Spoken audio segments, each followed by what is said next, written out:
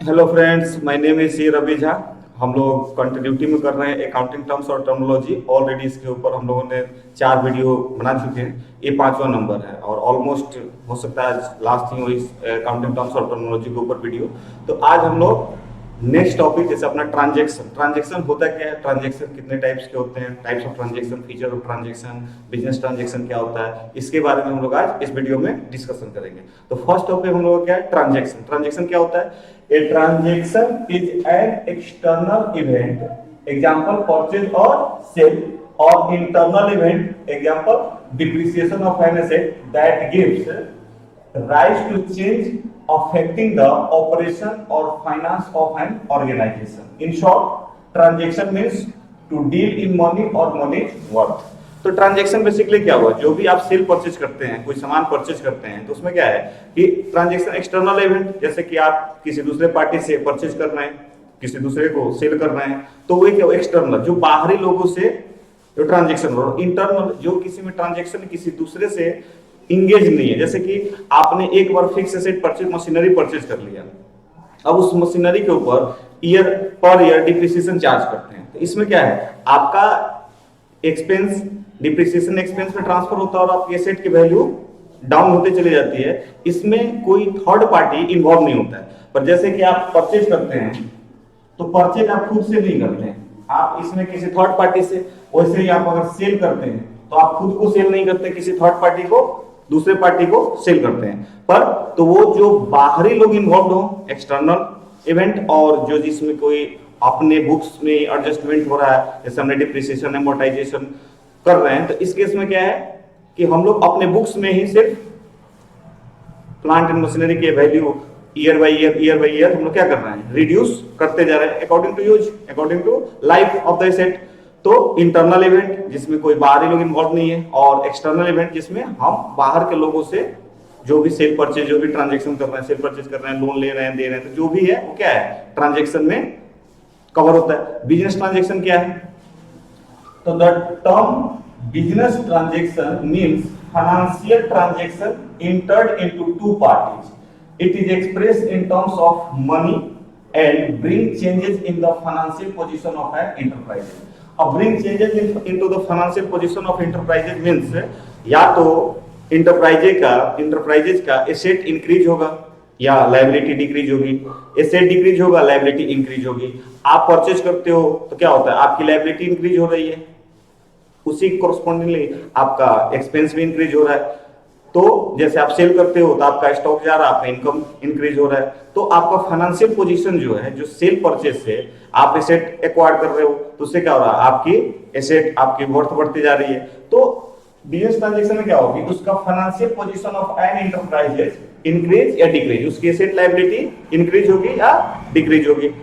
तो ट्रांजेक्शन जो जनरली होता है, जो हम भी सेल परचेज करते हैं, थर्ड पार्टी इन्वॉल्व हो तो एक्सटर्नल इवेंट, और जिसमें थर्ड पार्टी से बुक्स में ही एडजस्टमेंट, बुक्स में ही एंट्री होती है, जिसमें थर्ड पार्टी इन्वॉल्व नहीं होता है, जैसे कि डिप्रिसिएशन चार्ज करना है, अमोर्टाइजेशन करना है। तो ये क्या है, इंटरनल इवेंट्स। बिजनेस ट्रांजेक्शन जिसमें क्या है कि the term business transaction means financial transaction entered into two parties, दो पार्टियों के बीच में, और it is express in terms of money and bring changes in the financial position of A enterprises. तो उसके फाइनेंशियल पोजीशन में एक एंटरप्राइज, जैसे प्रोप्राइटरशिप, पार्टनरशिप, फॉर्म, किसी भी जो भी है वो भी एंटरप्राइजेज ये कॉमन है सबके लिए। जो भी बिजनेस यूनिट है तो उसके फाइनेंशियल पोजीशन में उसके एसेट बढ़ेगी, घटेगी, क्या होगा, तो उसको क्या बोलते हैं, बिजनेस ट्रांजेक्शन। अब हम लोग नेक्स्ट कवर करते हैं फीचर्स ऑफ ट्रांजेक्शन।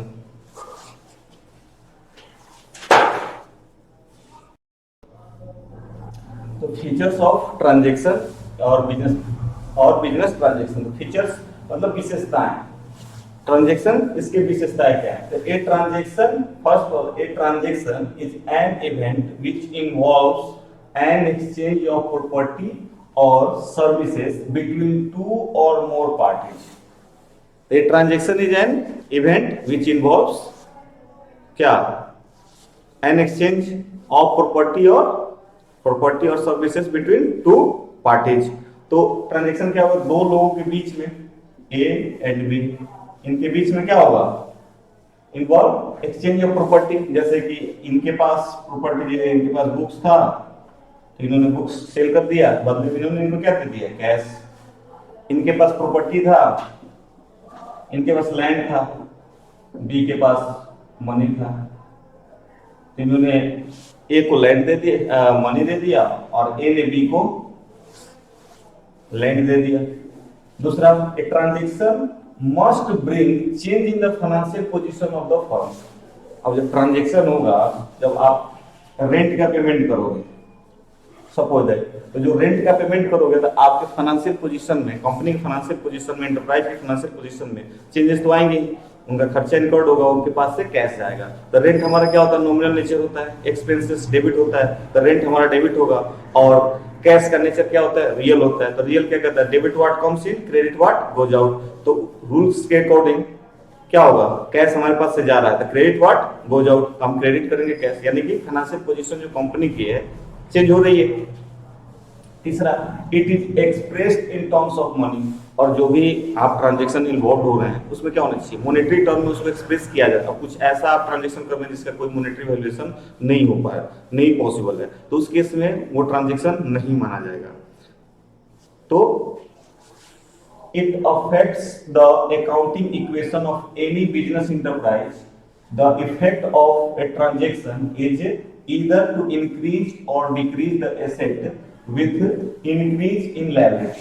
तो इसमें क्या है, it affects the accounting equation of any business enterprise। The effect of a transaction is either to increase or decrease the asset with, या तो एसेट इंक्रीज होगा या एसेट डिक्रीज होगा, with increase in liabilities और decrease in assets। और suppose divide, आप कुछ purchase करते हो तो उसमें क्या होता है, आपका लायबिलिटी इंक्रीज हो रहा है, आपका लायबिलिटी इंक्रीज हो रहा है, आप कोई पेमेंट करते हो, क्रेडिटर का पेमेंट करते हो, इस केस में क्या हो रहा है, लायबिलिटी डिक्रीज होगा और आपका लायबिलिटी क्या होगा, लायबिलिटी डिक्रीज होगा, साथ साथ आपका एसेट भी डिक्रीज होगा। यहां पे जैसे कि राम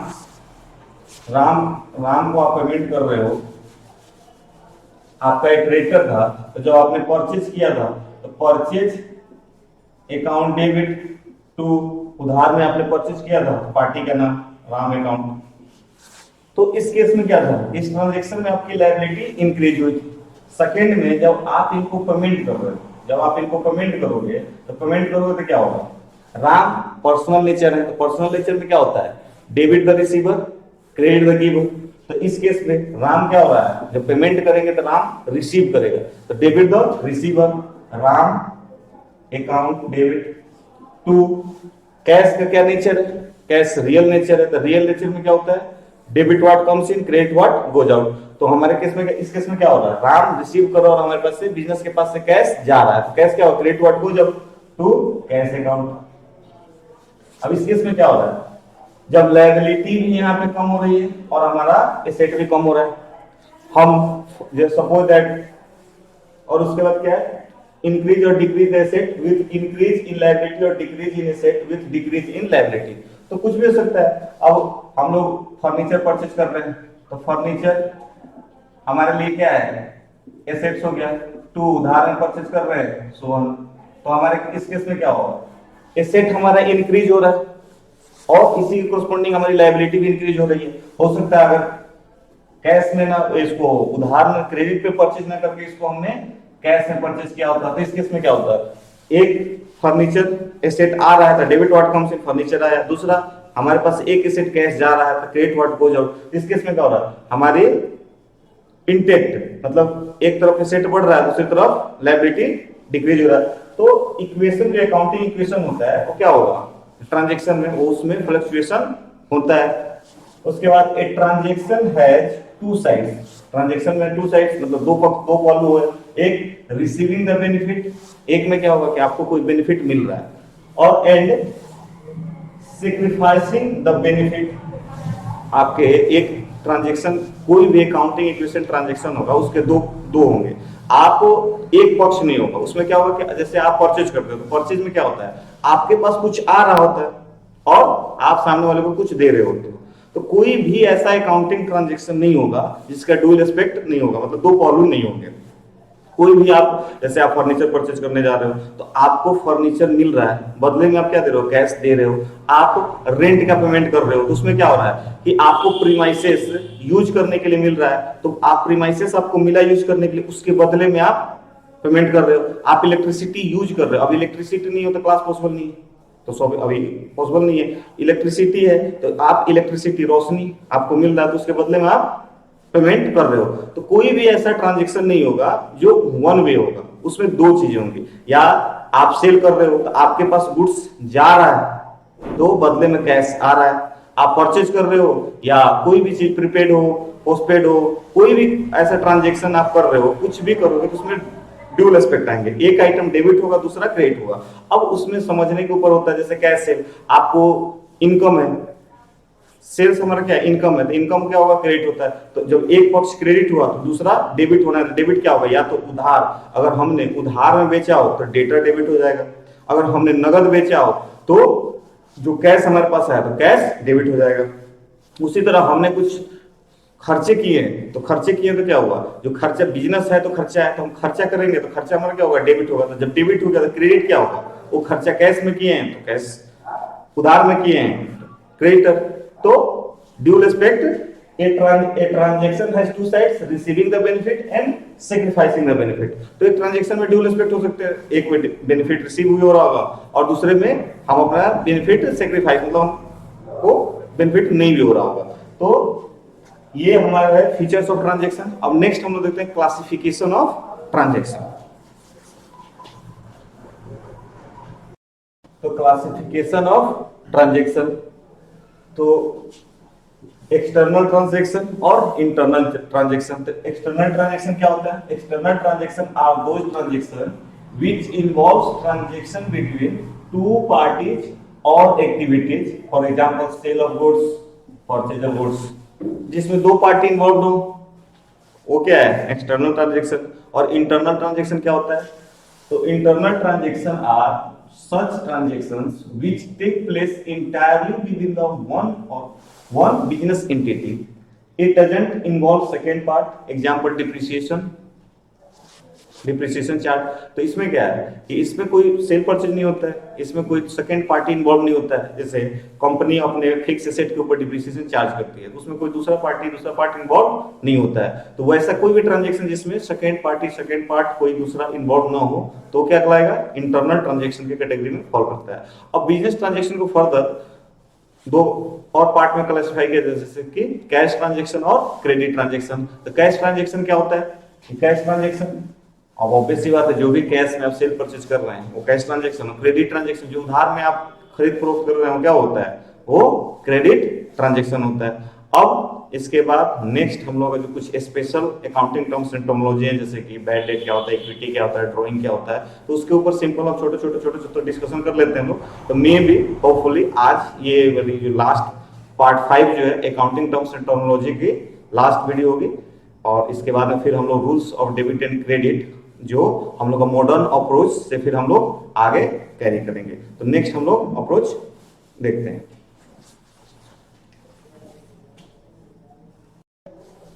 तो अब नेक्स्ट टॉपिक हम लोग क्या है, रिसीप्ट। तो रिसीप्ट क्या होता है, द अमाउंट रिसीव्ड और receivable from selling assets, goods और सर्विसेज इज कॉल्ड रिसीप्ट। तो रिसीप्ट क्या होता है, जो भी अमाउंट आप रिसीव करते हो, किससे, सेल करने गुड्स, आप गुड्स और सर्विस सेल करो या एसेट को सेल आउट करने के बाद जो रिसीट होता है क्या है, या आप कोई डिबेंचर इशू हो रहा है, लोन ले रहे हो, प्रोप्राइटर बिजनेस में पैसा लगा रहा है, तो सब क्या है, रिसीट्स। तो रिसीट्स के टाइप्स ऑफ रिसीट्स, एक होता है कैपिटल रिसीट्स और दूसरा क्या होता है, रेवेन्यू रिसीट्स।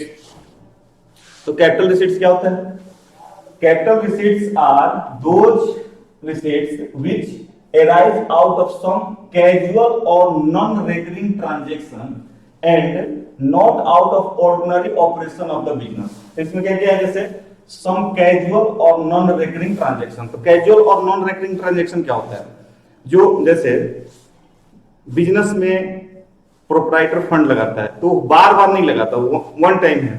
आप हर बार लोन ले लेते हो, लोन वन टाइम होता है। आप बिजनेस में सपोज आपके पास एसेट्स है, आपका ordinary course of business, suppose that आपका क्लॉथ मतलब कपड़े की दुकान है, तो आपका ऑर्डिनरी कोर्स ऑफ बिजनेस क्या है? कपड़ा बेचना खरीदना ये है। पर आपके दुकान में एसी लगा हुआ है, फर्नीचर्स हैं और अदर उसमें कंप्यूटर लैपटॉप्स हैं या दूसरे कोई भी आइटम्स हैं जो बिजनेस को रन करने में, स्मूथली रन करने में मदद करने के लिए आपने रख रखा है। पुराना हो गया, टूट फूट गया, तो उसको आप बेचते हो। तो क्या है? कैजुअल है, हमेशा नहीं होता है। नॉन रिकरिंग है, बार बार नहीं होता है, वो होता है कभी कभार होता है। अब वो सब किस में कवर होते हैं? कैपिटल रिसीट्स में। कैपिटल रिसीट्स जो ऑर्डिनरी, जो डे टू बिजनेस ट्रांजेक्शन से जो रिसीव होता है वो किस में आता है? Revenue receipt. और जो day to day business activity से रिसीव, जैसे कि अपना फिक्स सेट आप सोल्ड आउट कर रहे हो, आप कुछ लोन, टर्म लोन ले रहे हो, डिवेंचर शेयर्स, कंपनीज हैं वो शेयर और डिवेंचर इशू कर रही हैं, जो शेयर और डिवेंचर ये सब फाइनल अकाउंट के टाइम पे हम लोग इसको डिटेल में कवर करेंगे। और प्रोप्राइटर है, जो बिजनेस को जब स्टार्ट होता है तो सही कुछ टाइम कैपिटल इंट्रोड्यूस करता है, तो वो बार बार नहीं करता है। तो ये सब क्या है? कैजुअल और नॉन रेकरिंग। तो कोई भी ऐसा रिसीट जो कैजुअल हो, नॉन रेकरिंग हो, जो बार बार होने वाला भी हो, ऑर्डिनरी कोर्स ऑफ बिजनेस से अलग हो, जो हमारा जो ट्रांजेक्शन है डे टू डे है जैसे उससे अलग हो, तो क्या है हमारा? Capital receipt. और रेवेन्यू रिसीट्स क्या होता है? Revenue receipts refers to the amount received और receivable by the business entity in the normal course of business. Normal course of business क्या है? जो हमारा सेल परचेज, जिस भी आर्टिकल में हम डील करते हैं उसके सेल परचेज, जो हम उससे जो रिसीट कर रहे हैं वो हमारे लिए क्या है? जैसे रेंट पे आना, कमीशन रिसीट होना आपका, ये सब क्या है? ये हमारे किस में फॉल करते हैं? रेवेन्यू रिसीट्स में। तो receipts two type, capital receipts और revenue receipts. Capital receipt non recurring और कैजुअल।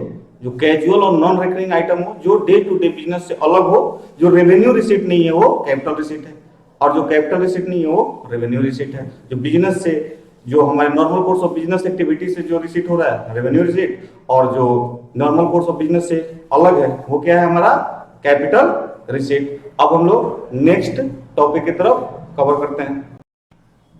तो बैड डेट क्या होता है? तो क्या है? A debt which is irrecoverable, जो रिकवरी जिसका नहीं हो सकता है वो क्या है? बैड डेट है। जैसे हमने किसी को माल बेचा और उससे पैसा रिकवर नहीं होना है, हमने किसी को एडवांस दिया, वो पैसा वापस उससे नहीं आ पाना है, वो नहीं देगा, तो क्या हुआ? जो पैसा डूब गया, जो नहीं मिलना है, वो क्या होता है? बैड डेट होता है। तो a bad debt, a debt which is irrecoverable is called bad debt. जो रिकवरी जिसका नहीं है वो क्या है? बैड डेट है। हमने किसी को सेल किया और वो सेल का पैसा, डेटर हमें पैसा नहीं दिया, तो क्या है? दे नहीं पाया, नहीं दिया, तो क्या है? Bad debt. डाउटफुल डेट क्या होता है? A debt whose recovery is doubtful. Doubtful मतलब कि कोई हमने सेल किया पर हमें उम्मीद है कि वो अब जिसको हमने बेचा है या तो भाग गया या नहीं ट्रेसेबल है, उसका कहाँ गया कैसे, या उसका बिजनेस वो डूब गया, बहुत ज्यादा उसके पास कर्ज हो गया, तो उम्मीद है कि अब इससे पैसा रिकवरी नहीं होना है। पहले क्या होगा? डाउटफुल। पहले डेटर, हमने सेल किया, फिर उसके बाद क्या होगा? डेटर डाउटफुल में कन्वर्ट होता है, तो उससे पैसा रिकवरी लगता है कि हाँ उसकी जिस रेशियो से उसका बिजनेस बंद पड़ा हुआ है, नहीं चल पा रहा है, या जो भी XYZ रीजन हो, तो वो क्या होता है? जो रिकवरी हमारा डाउट ऑफ संदेहात्मक है कि वो पैसा हमें वापस नहीं मिलना है, तो क्या होता है? Doubtful debt. A date whose recovery is doubtful, that is may be received or may not be received is called doubtful। मतलब वो रिसीव हो भी सकता है, सर्कमस्टांसेस ऐसे हो कि कहीं मिल भी जाए और नहीं भी मिले, तो क्या होता है? Doubtful debt.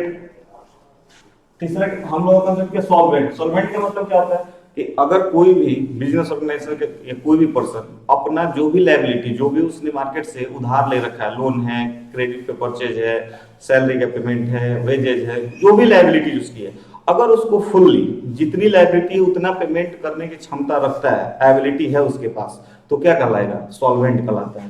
तो ये businessman is said to be solvent when he is able to pay his liabilities in full, in totality। जैसे उसने 10 लाख का परचेज किया है, 10 का 10 लाख वो दे सकता है। उसने लोन ले रखा है 50 लाख का, 50 लाख का 50 लाख लोन वापस कर सकता है। तो जो अपनी लायबिलिटी उसके पास, जो भी बिजनेसमैन के पास जो भी लायबिलिटी है, उसका अगर फुल पेमेंट करने की क्षमता रखता है, तो क्या कहलाता है? सॉल्वेंट। अब इंसॉल्वेंट क्या होता है? An insolvent is one whose property and other assets are insufficient. Insufficient का मतलब sufficient, insufficient मतलब जितना उसका प्रॉपर्टी और एसेट जो भी है उसके पास अगर सबको टोटली कर दे, तो अगर सपोज दैट उसके पास प्रॉपर्टी है 10 लाख और उसका जो डेट है वो है 12 लाख का, तो क्या है इसकी लायबिलिटी, इसका जो एसेट है, सॉरी इसका जो एसेट्स है वो है 10 लाख का, उसकी लायबिलिटी है 12 लाख का। तो अब देखिए उसका टोटल, उसका प्रॉपर्टी और एसेट्स का टोटल वैल्यू कितना है 10 लाख, जबकि उसको पेमेंट कितना करना है 12 लाख। तो क्या कर रहा है, an insolvent is one whose property and other assets are insufficient to pay all his or her date और लायबिलिटी। तो जो उसकी डेट और लायबिलिटी है उसको फुल्ली वो सफिशिएंट नहीं है, 12 जितना की लायबिलिटी है उतना उसका एसेट नहीं है, यानी कि जितना उसने मार्केट से ले रखा है, बोरो कर रखा है, उधार कर रखा है, वो पेमेंट करने की उसके पास कैपेसिटी नहीं है, वो क्या कहलाता है इंसॉल्वेंट। चौथा कंसेप्ट नेटवर्थ। नेटवर्थ क्या होता है, तो net worth denotes total value of asset of a firm minus liability. Net worth denotes total value of assets of a firm minus liabilities, this is equal to the owner's equity. Owner's equity क्या होता है कि A ने XYZ and company business open किया, ठीक है, तो ए ने जो पैसा बिजनेस में लगाया वो क्या है, इस ओनर का इक्विटी यानी कि कैपिटल है, और जो बाहर से जो एक इंटरनल जिसको बोलते हैं internal liability of the business, और बाहर से उसने लोन लिया, उधार में परचेज किया, तो क्या है उसके लिए लायबिलिटी है। But denotes total value of assets, उसके पास जितना एसेट्स है उसमें से अगर उसकी लायबिलिटी को माइनस करते हैं तो जो बचेगा वो क्या कहलाएगा नेटवर्थ। तो बचेगा क्या, जो उसका ऑनर्स का जो फंड होगा वो, और प्लस में जो बिजनेस ने प्रॉफिट मेकिंग किया होगा। Suppose that first year of operation में बिजनेस ने 50 लाख का सेल किया और 40 लाख का उसके खर्चे हुए, तो क्या हुआ 10 लाख उसका क्या हुआ प्रॉफिट हुआ। तो ये 10 लाख कहां चला जाएगा, surplus, reserve and surplus of business है, ये जो एक्स्ट्रा कमा है प्रॉफिट है। तो बिजनेस एक्चुअली 10 लाख ले रखा था बिजनेस ए से और 10 लाख इसने कमा दिए, तो टोटल देखा जाए तो इस ए का टोटल XYZ में कितना बैठ रहा है, 10 लाख उसे कैपिटल और 10 लाख का प्रॉफिट यानी कि 20 लाख। तो जो नेटवर्थ होगा वो क्या होगा, this is equal to the owner's equity, जो ओनर्स का फंड है उसके बराबर होगा। तो नेटवर्थ क्या होता है, टोटल एसेट में से एक्सटर्नल लायबिलिटीज आप बोल सकते हैं, एक्सटर्नल लायबिलिटीज माइनस कर देंगे तो क्या आ जाएगा कंपनी का नेटवर्थ, जो भी इंटरप्राइजेज है, जो भी बिजनेस है उसका नेटवर्थ कहलाएगा। तो डेट बाय डेट क्या होता है, जो रिकवरेबल नहीं है, डाउटफुल डेट जिसकी रिकवरी डाउटफुल है, जो संदेहात्मक है, सॉल्वेंट जो पूरा अपनी लायबिलिटी पेमेंट करने की क्षमता रखता है, इनसॉल्वेंट जो अपनी जितनी उसके पास लायबिलिटी है उसको फुल पेमेंट करने का क्षमता नहीं रखता है। और नेटवर्थ क्या होता है, total assets means total asset जो उसके पास है, जो भी बिजनेस के पास उसके पास संपत्ति है, उस एसेट से जो उसकी लायबिलिटी है दायित्व जो दूसरे को देना है उसको माइनस कर देंगे तो क्या हो जाएगा नेटवर्थ। और नेटवर्थ किसके बराबर, ऑनर्स इक्विटी, ऑनर्स का कैपिटल। और ऑनर्स इक्विटी क्या होता है, ऑनर्स का जो बिजनेस में उसने पैसा लगाया प्लस जो बिजनेस ने पैसा अर्न किया, दोनों को जोड़ देंगे क्या हो जाता है ऑनर्स इक्विटी। तो ये रहा हम लोग का नेटवर्थ का कंसेप्ट। नेक्स्ट 2-4 और बचे हुए उसको हम लोग कवर करते हैं।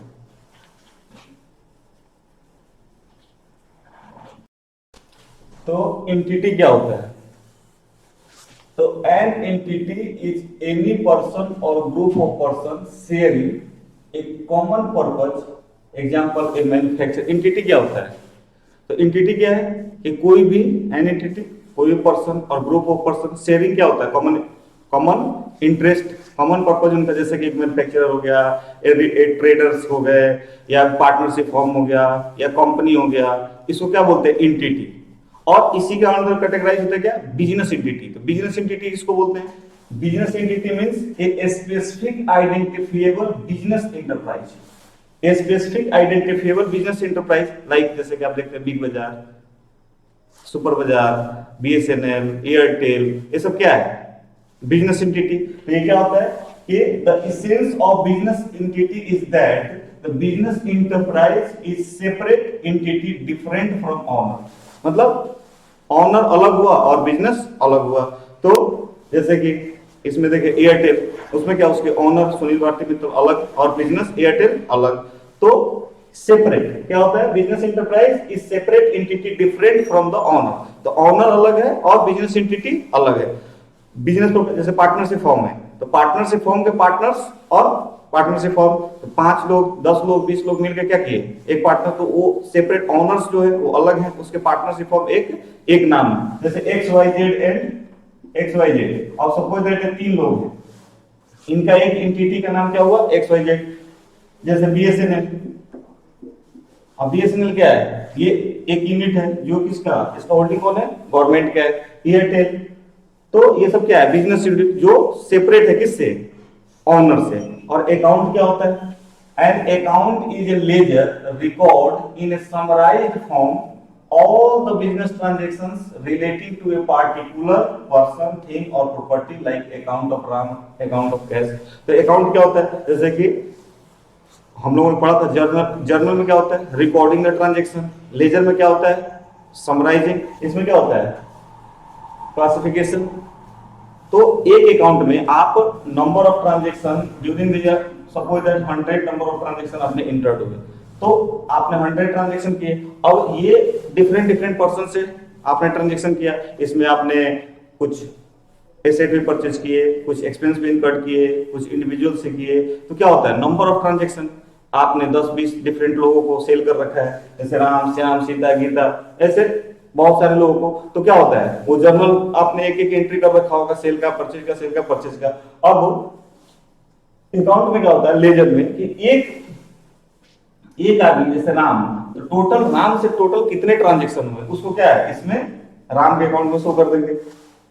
कैश, टोटल आपने कितने कैश में सेल किए, परचेज किए, खर्चे इनका पेमेंट किए, तो टोटल क्या हो जाएगा कैश में। कैश के अकाउंट में सेपरेट जो भी कैश से रिलेटेड ट्रांजेक्शन है वो क्या होता है, उस रिकॉर्डिंग को जो जर्नल बना उसको इसमें पोस्ट कर देते हैं। तो अकाउंट क्या हुआ, an account is a ledger record in a summarised form of all business transaction relating to a particular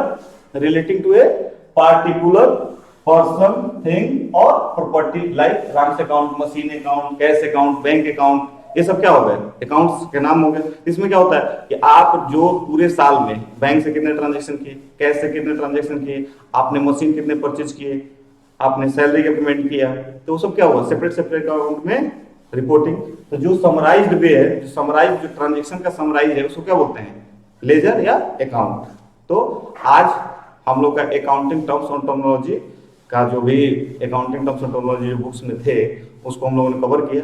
अब हम लोग नेक्स्ट स्टेज अपना नेक्स्ट वीडियो में शुरू करेंगे, जर्नल का second accounting modern concept approach, जिसमें अमेरिकन अप्रोच भी बोलते हैं, उससे शुरू करेंगे लोग।